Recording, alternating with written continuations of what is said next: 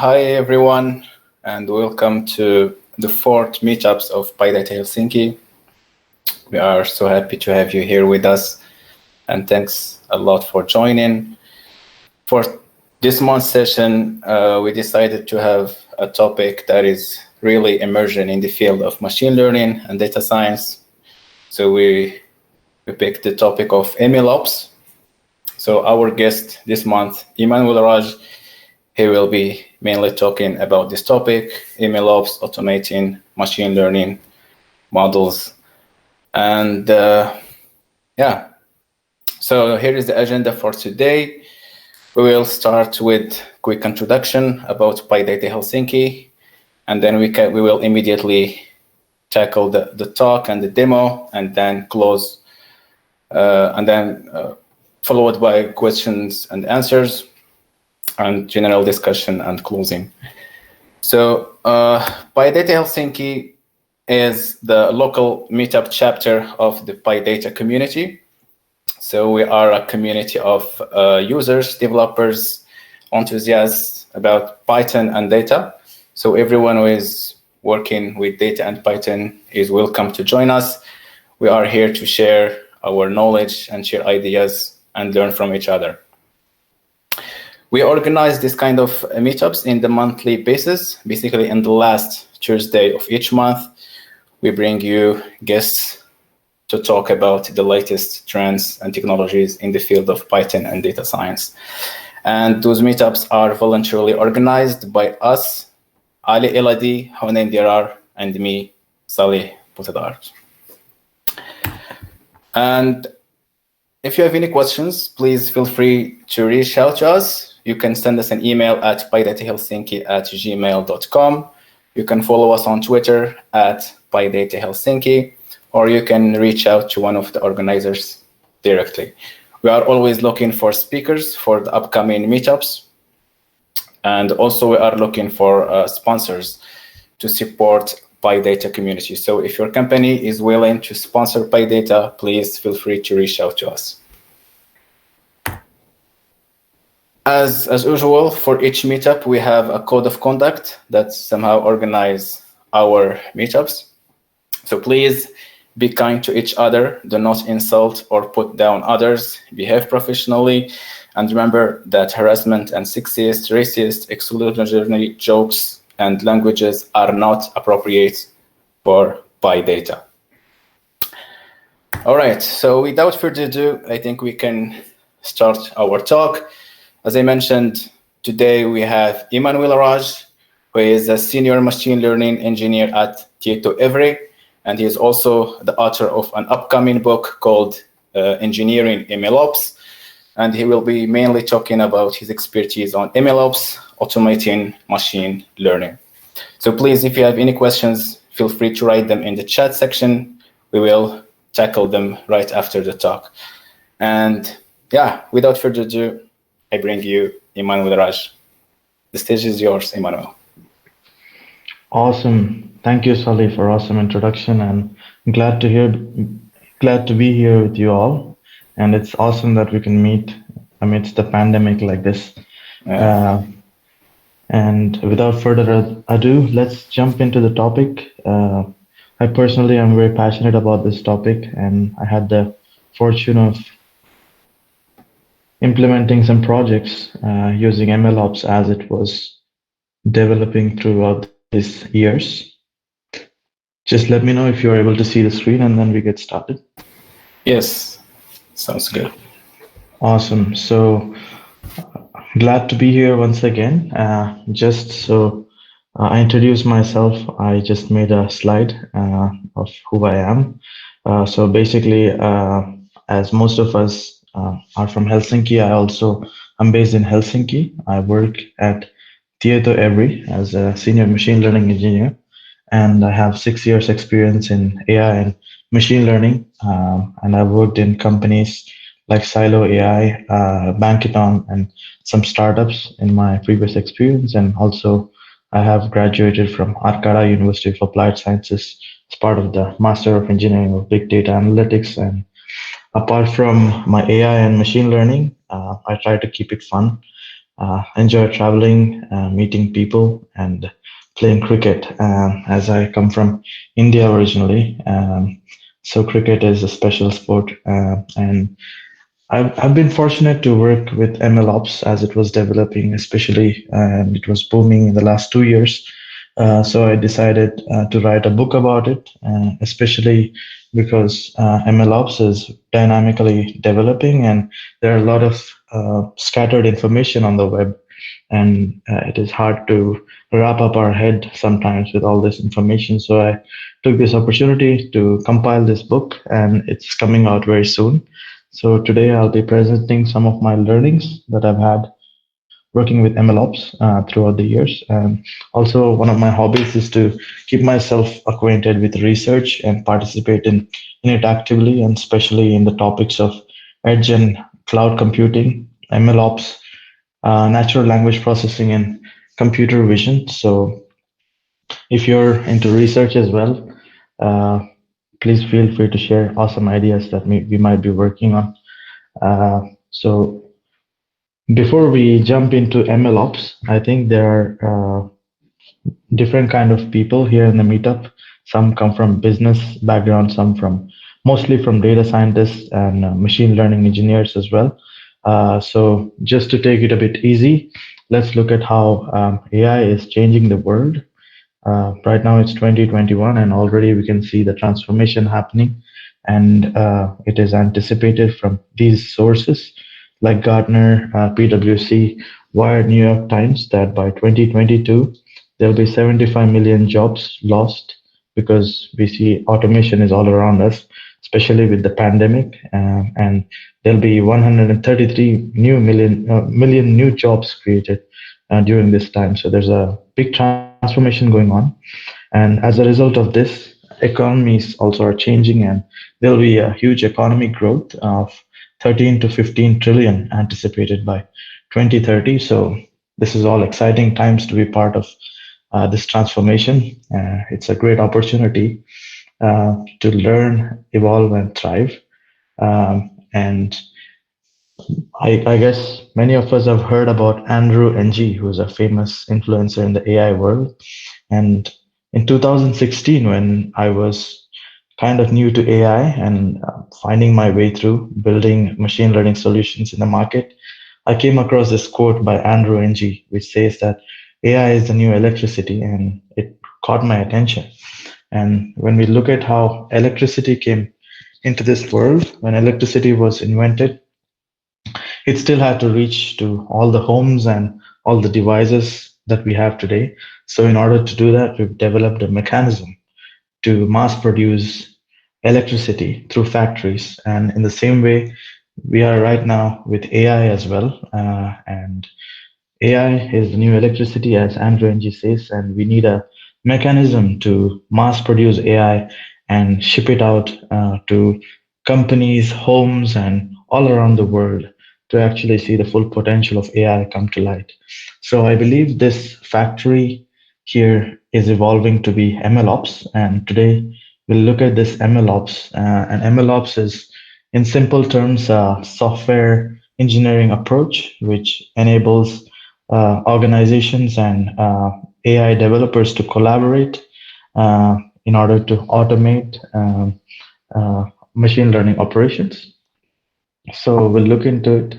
And before we go into MLOps, we'll look at the problem that's there at hand and what MLOps is solving right now.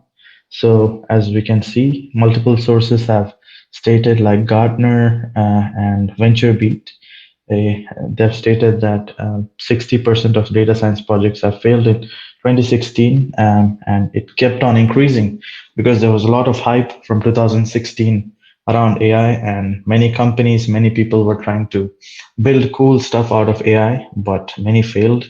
And also in 2019, 87% of data science and ML efforts are failing, and they never get to impact businesses. And when we look at it, why is it so? There's a famous influencer called Singh, and he analyzed the market trends, and he came up with these three factors that are quite prevalent in the market because of which the AI projects are failing. So if you look at it, companies are not able to apply AI and generate business value for various reasons. It can be cultural, it can be the way they operate, and it can be many other factors. And also, there's a lot of hype still in the market. And thirdly, and most importantly, I think this is where the key is to unlock the full potential of AI. It is um, to enable continuous learning. And because of lack of continuous learning, you're not able to realize the full potential AI has to offer to realize the business value that it can offer. So just that we're getting into MLOps now, we'll just look at how AI in research is different from production, just to understand from two different lenses of how things can be, because it's very different in research and it's very different in industry when it's applied to solve business problems. So when it comes to these parameters such as performance, priority, data fairness, interpretability, complexity, and the other parts. The focus in research is to always challenge the state of the art, but in production, it is we need models which are better than simple models, which are able to efficiently do tasks and generate business value. And when it comes to training, the focus in research is fast training, and production, it is fast inference. And when we look at the nature of data in research, there's usually static data sets that researchers work around to develop models, but in production, the data is constantly changing. So it's very different in this case. And yeah, all of the rest of factors, as we can see, how production is different from research, especially fairness and interpretability. It is good to have them in research and not so important in production in many cases, but these days it is important because we can see a lot of debate going around the way AI is making decisions in our everyday life. So hence it is important in production. And uh, Everything else in production seems to be a bit different from how things are done in research. So the way also software development has been shaping up. It's pretty interesting actually. We started from the waterfall model where it was unilateral, where we developed software in one direction without much iterations, and it was how we started to develop software when internet came, and then we moved to the agile methodology where we developed software in iterations and sprints with interaction with the user taking the feedback. So there was some development. And then we went on to the DevOps, which is quite popular for enabling an IT mindset of collaboration, communication, integration, and automation. And it has stages like build, test, and deploy. If you're a software engineer, you must be familiar with that. So this is how software has been changing, and we'll look at some other trends which are leading to MLOps to understand how it is making an impact, and also just not to go much into detail because of brevity of time. The point of this slide is computation is improving every year, and because of that, we're able to produce state-of-the-art deep learning algorithms like AlphaGo or even GPT-3 and these sort of algorithms. And uh, computation is improving by 35 times every 18 months. That is the rate at which we are improving the computation. But of course, we will hit a roadblock. It can't keep on going like this. And we are moving to new trends where we are seeing distributed computing, where the computation is distributed across multiple nodes. So how do we cope with this sort of changing computational behavior? And also, how do we deal with the nature of data, the big data, the volume of data? It's huge these days. The velocity at which it is being generated, the veracity and the variety in terms of structural and unstructural data and the different formats, image, audio, and different formats in which the data resides and is generated. So how do we deal with all of this mess? And we simply cannot do it by the old ways of doing. Of course, the world is changing. We also need to evolve. And thanks to machine learning operations, this MLOps method that we have developed, the AI world has developed to to deal with all of these trends of dealing with infrastructure, dealing with the changing trends in data, and also dealing with the nature in which the software is developed. So in a nutshell, MLOps is the DevOps of machine learning, and it's a hybrid of DevOps, of course, which takes into consideration the data, code, and machine learning models to generate business value. And let's see how it is different from DevOps. So the way we develop in DevOps is we keep data and code separate. Usually, we don't version data. At least we version the data. We have version control for data. But in that case, when we don't version data, the code that we keep developing and the data that is constantly changing in production is dynamically going in different directions as the time progresses. So we see that's why the data and code are going in different directions, and it's hard to maintain both as we go and progress along the time. And this is where MLOps plays a crucial role to tie data and code together by enabling versioning for data, versioning for code parallelly, and tying them both together to enable machine learning operations in production. So the way MLOps does is it uses code, it fits to the data to generate the models, and it maintains the version of data, code, and models. So all of these three are tied up together, and it makes it easier to develop software in this manner.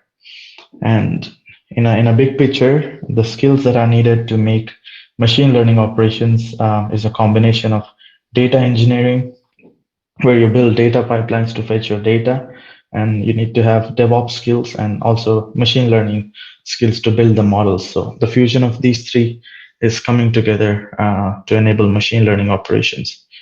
And this is how data science life cycle goes on these days, where we start by understanding a business problem, where we get the business understanding, we understand the value chain, we understand the use case, we map out the data, and then we do the data analysis.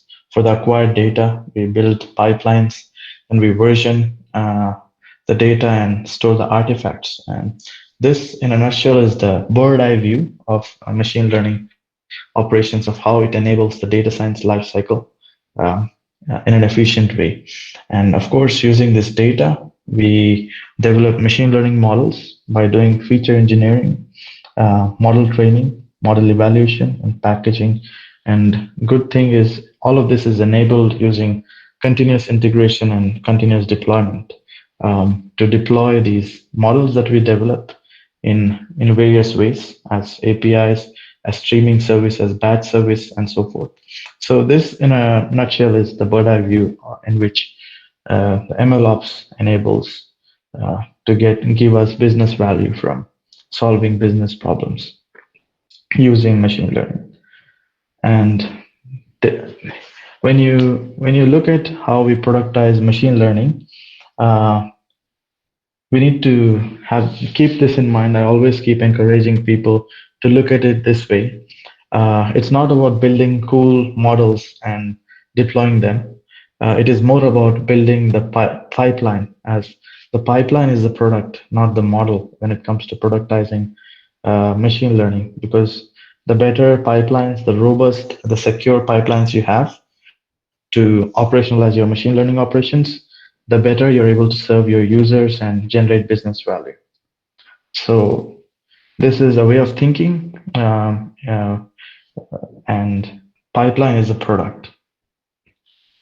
And I want to present to you today the MLOps workflow that I've developed together with all my colleagues and mentors, of course, throughout these years, using this data science approach, data science, design science method from IARIA, where we take an artifact. In my case, it was the machine learning workflow, which I will present, and it is a result of multiple iterations to different problem contexts. And these problem contexts are different customer projects, different settings to solve business problems using AI. And this problem context can consist of software, hardware, people, organizations, services, and many other factors. So as a result of multiple iterations of this design science method, um, I was able to come up with this machine learning workflow.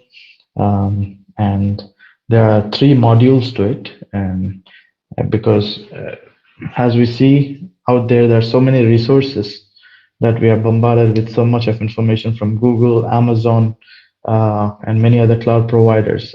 It gets a bit confusing.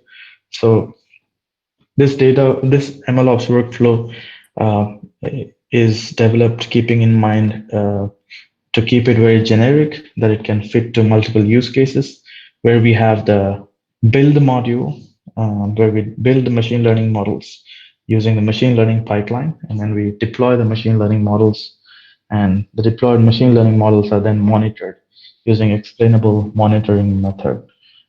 So in the build pipeline, we start, of course, in machine learning workflow by ingesting the needed or acquired data to solve a problem. And after we ingest the data, the pipeline trains the model, and we get the trained model, and we evaluate it by testing it with test data. And then once we have good results, we approve it, then we package the model in the needed format in order to deploy it. And before we deploy it, we register it to the model store. And this is the way in which we are able to build machine learning models in MLOps, and then we can deploy the models from model registry. And before deploying, we can of course test the application, and that is the whole thinking behind DevOps mindset, to test the deployments before they go into production. So we can have multiple stages. We can have a dev environment. We can have QA, quality assurance environment, before we release it to the production. And once it is released to the production, we can monitor it using explainable monitoring methods. Monitoring, again, it's a complex topic, and this is where I think a lot can be done in order to get the business value. I have shared quite a lot about this in the book that I've written, and monitoring component has these three modules. Monitor module, where we can monitor different aspects of the inference data in data drift, model drift, and application performance. Because the data is dynamically changing, we need to monitor the ways in which it changes, so that we're able to retrain our models and keep the models updated to the changing trends in the data. So that is one way to monitor the production models. And then we can analyze the models, and in analysis we can analyze for the fairness of the model using techniques like data slicing, uh, and also we can look for the bias, if there is a bias in the model in real time. And also we can look for local and global explanations. So as you can see, monitoring is a very comprehensive module. And as a result of all of this monitoring and analysis, we can govern the whole system. And as a result, we can automate the whole pipeline and the whole ML system. And that is the beauty of MLOps, that we can go to complete automation, or we can have as much as control as we want in the pipeline.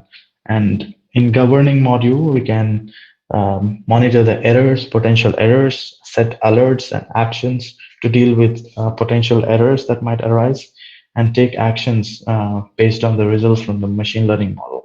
And those actions can be connected to the real life application. And yeah, these are the ways in which the machine learning workflow, the MLOps workflow, will help us to automate machine learning operations.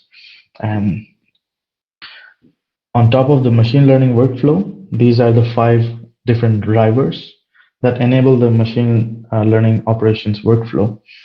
Starting from data, as we can see, there's always training data that we have in the data repository. And then there's testing data, where we test the developed models. And then, of course, there's monitoring data as a result of collecting the inference, the input data to the model, and also the predictions that we can analyze later and take certain actions by governing the machine learning system. And code, as we can see, we have a training code, testing code, and application code. And as a result of using code on data, we produced train models. We can package the models, and we can take these models to production. And middleware plays an important part in this workflow, where we use tools such as Git to version the code, and also we used orchestration, container orchestration tools like Docker and model registry, which are part of clouds, usually cloud like Amazon or Azure. And then we use Kubernetes to orchestrate these container deployments, and we can secure the application using virtual nets and different methods. So lastly, all of this is enabled by the infrastructure in form of training compute, production compute, and also the central storage, which stores all the artifacts, the code and data related to the machine learning workflow. And using all of this, we can enable the model retraining, which is an important aspect of continual learning.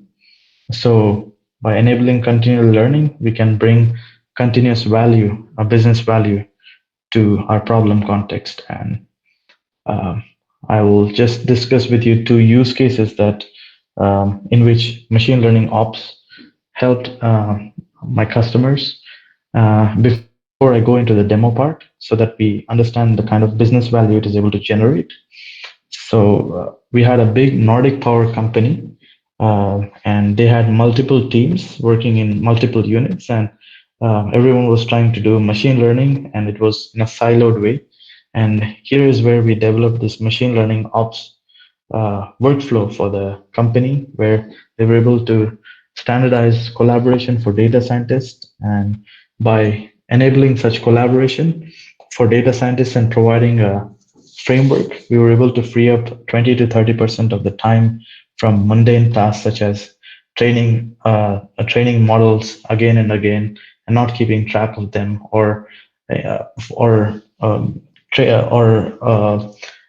licensing with data and also cleaning data and these sort of tasks. So these ended up saving some costs and made the teams efficient. And second use case is where a Nordic hospital had researchers, and these researchers had had been using high computation resources such as GPUs, which were running 24/7, and it was not needed to run them 24/7. And using machine learning ops framework, we could enable the compute provisioning facilities to provision the compute whenever it is needed, and this reduced the cost by 70%. And it enabled the researchers to be more collaborative and efficient in their tasks. So these are the ways in which machine learning operations enables organizations by making them efficient and also cost effective as well. So machine learning ops is dynamically developing for the last couple of years, and there's a lot to digest, and there's information scattered all around the web. So I took this, I personally faced this problem of having scattered information, and I took the opportunity to compile all this information in this book. It's called Engineering MLOps, and it's a beginner's guide for data scientists and operational professionals to rapidly test, build, and manage production machine learning lifecycle. So you can find more info about machine learning ops in this book, which is coming out soon in March. But before we go ahead, let's jump into the practical side of it, the demo part.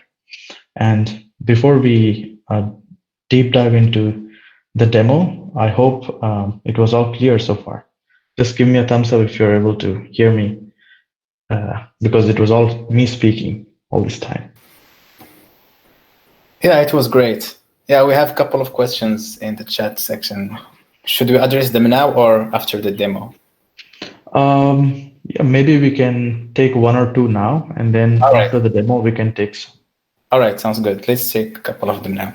So, okay, first question by Stefan. He asked, how did you manage to monitor drift in particular?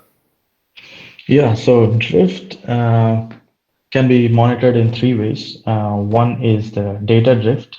The data drift, you can monitor the changing nature of the data. Of course, to do this, I've used, there are multiple tools available. Of course, it's a matter of your personal choice. There are tools like visualization tools which help you look at the drift in real time. I can recommend some. For example, Power BI is one where you can run some jobs to assess the changing nature of data. So data drift can be measured like that. And then there's something called feature drift, where you can see the drift in the way features are changing over time as well. So you get some insight. And the drift can be measured using statistical methods like min, max, and their Euclidean distance and other methods that you can use. So there's no one-stop method that can assure you to monitor drift. So every use case can be different, but there's some standardization to it. And thirdly, the model drift is the changing nature of the model related to the data drift. So so this can be monitored by using another model that takes in the input inference data, compares it to the training data, and statistically shows you how the model performance has been changing. So these are the three ways in which we can monitor drift. All right, perfect. All right, let's take another one. So Thomas is asking, there is a number of commercial platforms available today for handling MLOps. What is your opinion about using one of them versus taking into use the open source tools? Yeah, And MLOps. a follow-up on that, what other tools do you have? Yeah, go ahead. Yeah, go ahead. Yeah. This is the first part of the questions. We have a Yeah, I think this is a huge problem. The MLOps landscape is bursting out with a lot of tools. Every day, new tools are coming out, and if you look at the nature of these tools, many of the tools are doing the same job. And what I would recommend is to wrap our heads with the principles and the way we can apply to make these principles happen. And I think for enabling MLOps, you need some cloud or some computational some infrastructural service provider which you can rely on. So I would recommend you starting with some cloud out there, at least to begin with, like Amazon or Azure are good to start with, and it's interesting how they are developing their product as well. And in the demo, I'll show you some bits and pieces of how Azure machine learning service looks like and how it enables machine learning operations. So I think it's good to start with one of the cloud providers and then expand the same learning to other tools. All right. Yeah, and for example, at Tieto, what have you used as a tools and what would you recommend? Yeah, this is the good part about working at Tieto. I get to work with multiple tools because multiple customers. We have multiple customers, so at least I used multiple tools, starting from Azure machine learning service, AWS, and then Valohai, which is also a Finnish company. And what these guys do is pretty fascinating because they're cloud agnostic. I find that pretty cool because you're not tied to one cloud. So yeah, I've got the privilege of working with multiple tool providers, but there's no one-stop solution that we have at Tieto. We have to be agnostic because customer needs are changing all the time. Yeah, I think even in the open source field, there is quite a lot of different tools. For example, we have Kubeflow and MLflow, and everyone it differs on if you have Kubernetes resources in the company or not, or if it's a large or a small team. So what is your take on that? Yeah, so these are some fundamental principles that are in machine learning ops. The tools basically need to do versioning of the data. Without versioning of the data, it is not MLOps. So we need to see if we are versioning the data, versioning the code, and then of course, infrastructure can differ from situation to situation, but there's mass adoption to orchestrating deployments using Kubernetes. So I think it's one thing to learn how to deploy containers using Kubernetes on Kubernetes-driven infrastructure. And otherwise, we also need to know how to deploy on-prem as well. So at least these basics, if you know, you'll be able to be agnostic to different use cases. All right, sounds great. All right, so let's go for a demo now, and after that we can take other questions. Awesome, let's do so. So this is Azure. I'm going to show you a use case which I implemented for my book. So like out there were less resources which took one use cases and implemented. So I took this chance to create a hypothetical use case where I developed some synthetic data to replicate a situation of a location in Finland. I call it Turku, the port of Turku, where the business problem is that we need to develop a model that predicts the weather 4 hours in advance. So it's a time series, multivariate time series prediction problem. So this is a machine learning workspace, which is quite central to machine learning operations. So this is the hub where we tie up all our machine learning operations. As you can see, that machine learning workspace has the data sets that we used tied up together. As you can see, I've registered all these data sets, the training data set, which I will show you in the meanwhile. Then the validation data set, the raw data set. So you can version your data and it's all connected to this workspace. And then there are the experiments, meaning the model training that I've run. Support vector machine, I've trained random forest classifier to classify if there's going to be a rain 4 hours after a given time or not. And you can see the pipelines, the models that you've trained. Everything is connected to this workspace, and these are all the endpoints that you deploy as well. So I've deployed two endpoints. One is the dev environment, where I test out the endpoint for its robustness. And also there's a prod deployment. We'll go into the code as well, just giving you an overview. You can provision computation resources, whatever you want to train your machine learning models, to deploy them. So for example, I've provisioned a Kubernetes cluster here. I've provisioned a virtual machine to train my machine learning models. And then, of course, you can label the data and do all sorts of stuff. So this is a hub for implementing machine learning operations. So I will just jump into this virtual machine to show you some code of how Azure machine learning at least enables us to implement machine learning operations for any given problem. So you can access your virtual machine like that, and all of us data scientists are familiar with Jupyter Lab, so why not use it? So I've like we've seen in the slides here, in the same way I've developed these steps. The machine learning pipeline has data ingestion, model training, model testing, model packaging, and model registration. So if you look at the code here, this is the raw data set that for the book purpose, I synthetically generated this data. So you're free to use this data to learn, to implement machine learning operations for this problem. So as you can see, the location is port of Turku because I wanted to make Finland famous. I thought, why not have Turku in here? And then different parameters of the weather conditions like temperature, humidity, wind speed, visibility, and the current condition of the weather, meaning that 1 means that it is not raining and 0 means it is raining.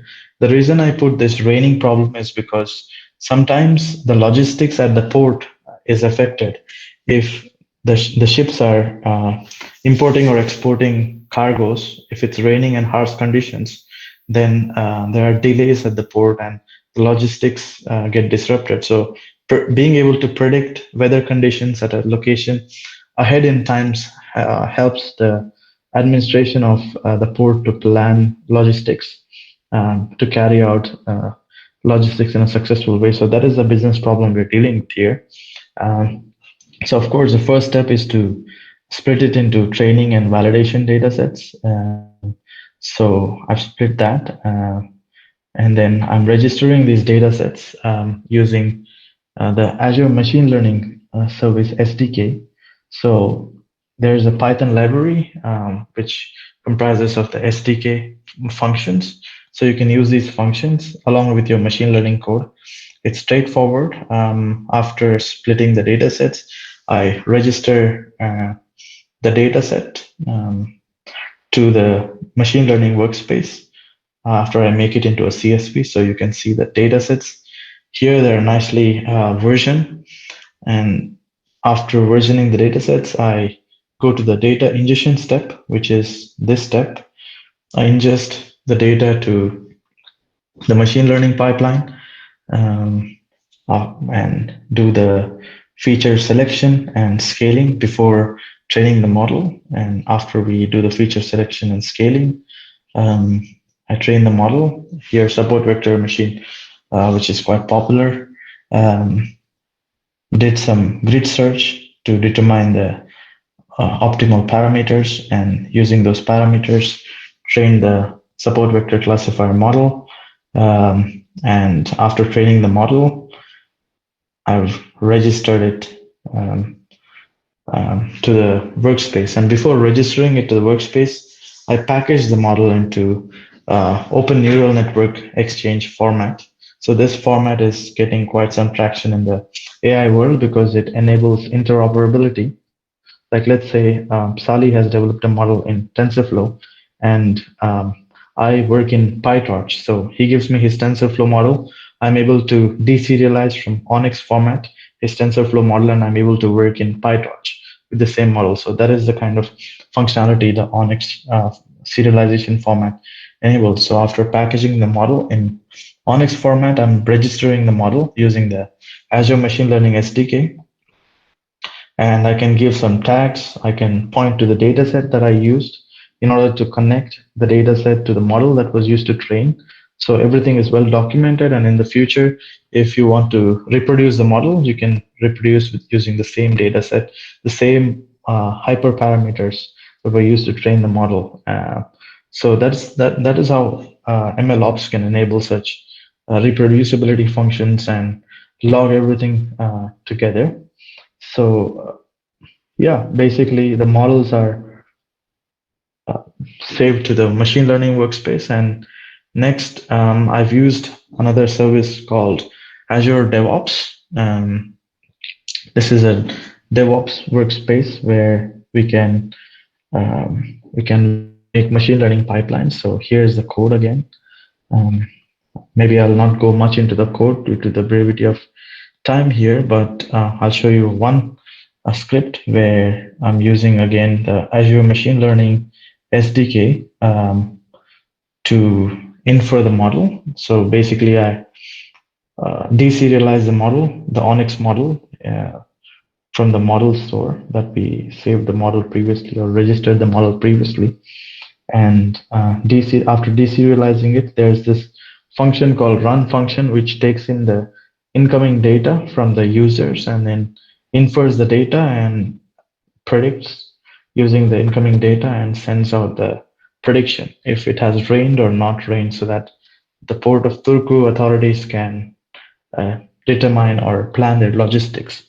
So in order to do this, I've enabled the continuous integration and deployment features using the DevOps pipeline, the release pipeline. So you can see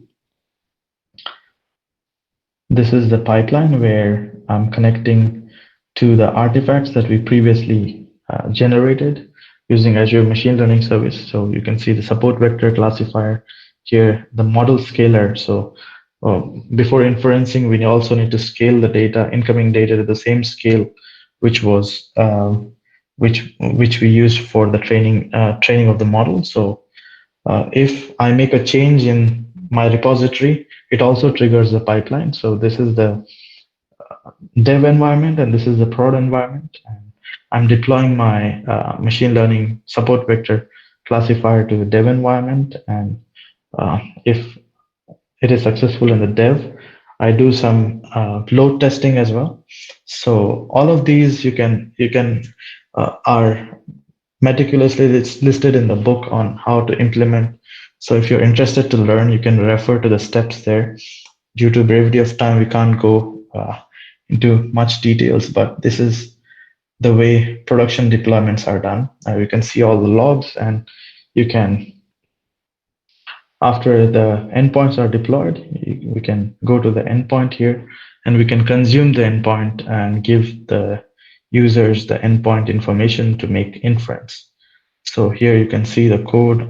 I can run the inference and show you. This is a sample code where I'm taking sample inference data and pointing to the URL there and performing the inference for each element in the data. So you can see it's predicting no rain ahead in the future.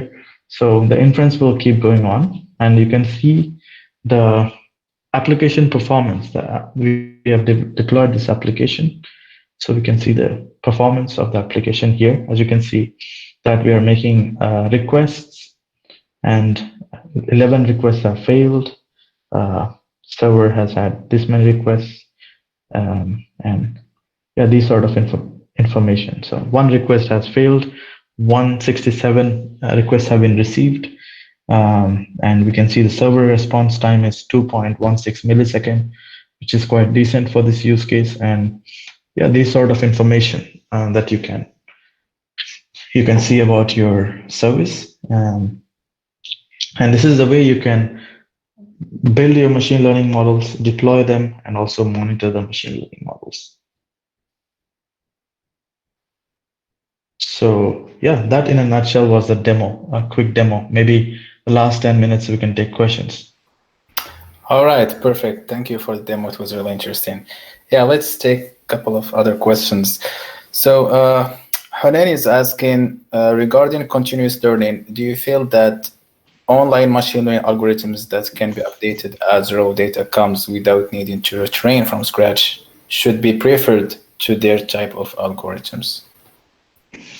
So I didn't get the question. Can you repeat again?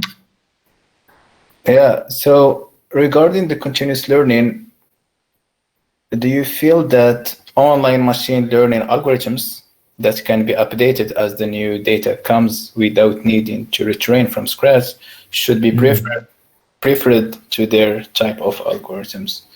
Good question.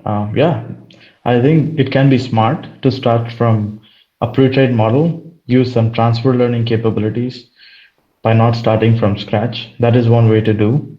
So machine learning operations also enables transfer learning. And of course, you can keep updating your model periodically to implement continual learning, and it keeps the model updated in that way. So the smarter you are, the better it is. If you're able to start from a model which is already pre-trained, you're able to make it learn by using transfer learn. That is smart. So there's no one way to go about it. It's about solving your problem in the most optimal way. Yeah, definitely. All right. So Yoha is asking, do you have any experience with using challenger models, two models side by side, where one is used for production output and the other is the challenger for monitoring the quality, detecting gradual degradation for the production model? Yeah, I have some experience working with that. Is there a question around that? Yeah. So what was your experience about that? Yeah, it is quite useful to assure the quality in real time to see how the models are performing in the production model, and especially we can validate using the challenger model. That is one innovative to do inference in production. But yeah, there are other ways as well where we can A/B test, and also every use case is different. So it's yeah. Yeah, that's It's good to be use case agnostic. Yeah. Yeah, but yeah, I like the idea of the challenger. It seems interesting. I should read more about that. Yes. Yeah. All right. So another one from Lowry is asking, how do you find the workforce to implement MLOps? Do you train data scientists to understand DevOps, software developers to understand machine learning, or do you train dedicated MLOps engineers? So I personally feel like it's good to have dedicated people for dedicated jobs. And if you have data scientists who are good at developing models, it's good to keep it like that because there's a lot to learn and the ecosystem is evolving. Yeah. So if one tries to be a generalist, that one might not be good at narrow tasks, or there's a lot happening and it's hard to keep up with the changing world. So it's good to have data scientists dedicated to develop cutting edge models, and then machine learning engineers can of course be updated with machine learning ops because it will be there for a long time, and it is evolving to serve the future business needs and the current ones as well. All right. Okay. Uh, all right. Yeah, there is another question from Nisrin. She's asking, how do we integrate, I guess, the MLOps platform with the company's website or the company's platform?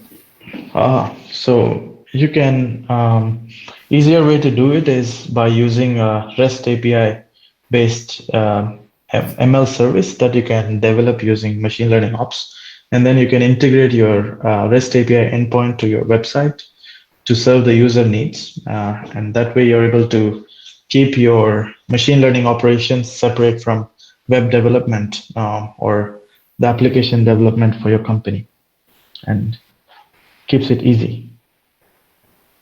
Yeah, definitely. Yeah, especially most of those cloud providers, they prepare endpoints that you can quickly consume in a Right. restful way. Yeah, cool. Another one from Dennis is asking about the demo. What are the triggers for retraining of the weather support vector machine model? The triggers for the pipeline. Yeah, Yeah, I can maybe share the screen once again. sure. So the triggers here are,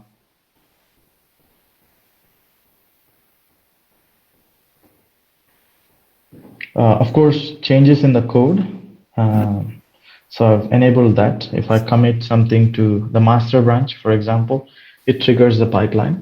And then for this demo, I've kept, if I train model scaler, I've enabled the pipeline, but this is not a good practice.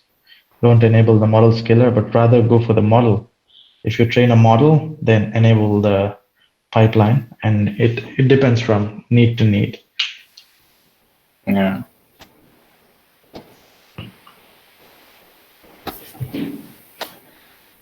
Okay.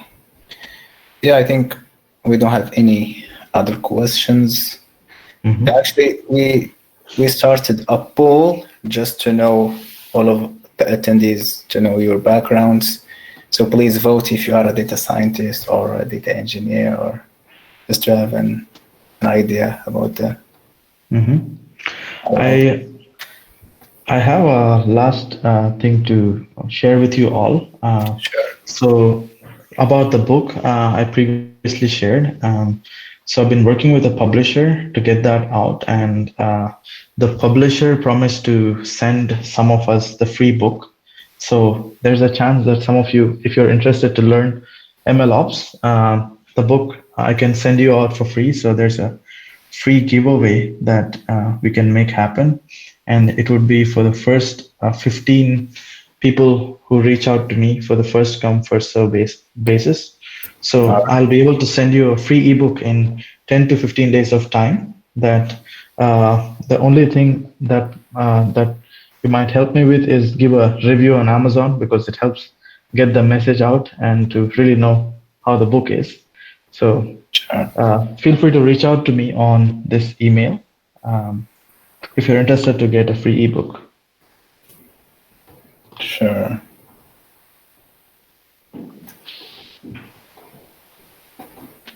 All right. Yeah. Yeah. Thank you for the freebies. It's always good to have free stuff. Definitely. I love freebies as well. Cool.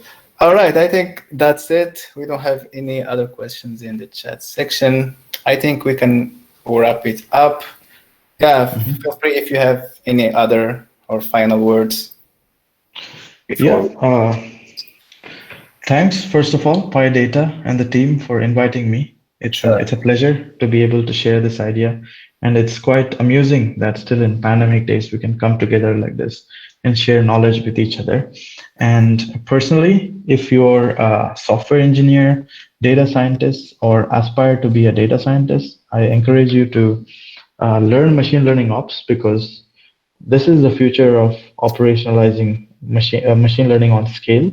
So this is becoming industry standard day by day, and it can be quite rewarding for you actually to learn machine learning ops for your company, for your team, and to solve your business problems in the most optimal way. And also, I'm here as well. Feel free to reach out. Always like brainstorming on different questions. So feel free to reach out to me on LinkedIn, and I hope to stay connected with you all. And thank you very much for your time. Thank you. All right. Yeah, thank you, Emmanuel, for the presentation and the demo. It was really interesting.